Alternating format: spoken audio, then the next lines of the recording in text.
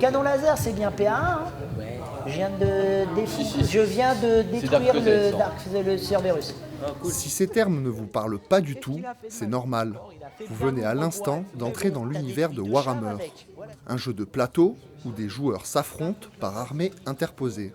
C'est un jeu de figurines qui se décline en deux types d'univers, l'univers Battle et l'univers 40 000.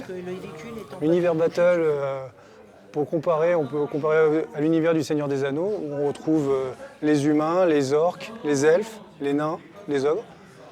Et à l'univers 40 000 qui touche un peu plus le côté de la jeunesse, où ça se passe donc au 41e millénaire. Ici, c'est une partie de 40 000 qui est en train de se dérouler. Et même si le fonctionnement paraît simple, le jeu, lui, ne l'est pas du tout. Les livres de règles sont relativement complètes. Et il y a environ dans les 150 pages pour les règles de base. Et il y a deux règles complémentaires pour chacune des factions. Chaque faction a son propre livre de règles. La faction, c'est l'armée d'un joueur. Chaque faction est alors totalement différente. Les joueurs la composent en achetant des figurines qu'il faut d'abord assembler et puis peindre.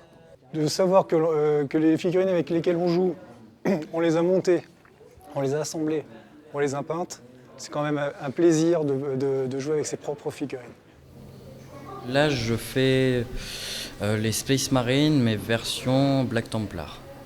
On peut soit peindre pour faire des batailles, ou soit peindre pour le plaisir de collectionner les figurines, ou de peindre. Par exemple, moi je peins juste pour les collectionner, mais je ne combats pas. L'événement, organisé par le centre de Voisins-le-Bretonneux, attire de plus en plus de jeunes chaque année. Sur les 2 jours, 80 personnes ont fait le déplacement.